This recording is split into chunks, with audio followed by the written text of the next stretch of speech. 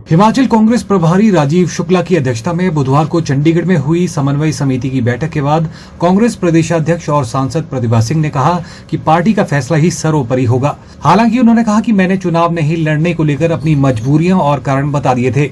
शिमला में पत्रकारों से बात करते हुए उन्होंने कहा कि जिन समस्याओं को मैंने उठाया है उनमें से कुछ फैसले हो गए हैं, कुछ शेष हैं। उन्होंने कहा कि मुझे आश्वासन मिला है कि सभी बातें पूरी होंगी। सरकार और संगठन चुनाव में एकजुट होकर प्रत्याशी तय करेंगे। उन्होंने कहा कि संभावित प्रत्याशियों को लेकर चर्चा की गई है। प्रतिभा सिंह ने कहा कि लोकसभा चुनाव के लिए कांग्रेस पार्टी पूरी तरह से तैयार है और कांग्रेस पार्टी विधानसभा उपचुनाव में सभी 6 सीटें जीतेगी। देखिए, मैं बहुत टाइम से ये बोल रही थी कि एक कोऑर्डिनेशन कमेटी बनाने की आवश्यकता है। आपने सीनियर लोग उसमें अपने व्यूज देंगे, उन व्यूज को बड़ा ध्यानपूर्वक हमको सुनना है और इलेक्शन को देखते हुए उनकी क्या मानना है उन लोगों का और वो क्या कह रहे हैं उसको सुनने के लिए हमारे प्रभारी शुक्ला जी भी आए थे। उसमें मुख्यमंत्री, उप मुख्यमंत्री और ठाकुर रामलाल जी, ठाकुर कौल सिंह जी और धनीराम शांडिल जी भी उपस्थित थे।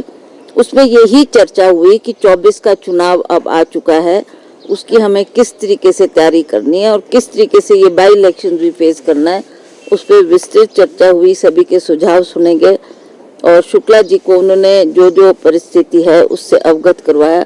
मुझे लगता है कि अब एक चुनौती हमारे सामने खड़ी हुई है, उपचुनाव भी है, उसमें हमें किन किन को उतारना है मैदान में, इस पर भी चर्चा की गई और उन्होंने थोड़ा टाइम मांगा कि हमको थोड़ा फीडबैक लेने दो कि लोग क्या मान रहे हैं, क्या हम किस व्यक्ति को मैदान में उतारेंगे और कौन सशक्त है और कौन ये आने वाले चुनाव का सामना कर सकता है। तो उसमें सबके सुझाव सुने गए और मेरे को लगता है कि क्योंकि अब लास्ट चरण में हमारा इलेक्शन है तो इसलिए थोड़ा टाइम हमारे को मिल गया। हम इस पे सोच विचार कर रहे थे और सभी के सुझाव प्रभारी ने सुने और वो अब इस विषय को हाईकमांड के सामने रखेंगे। देखिए, मेरे सामने कुछ डिफिकल्टीज थी।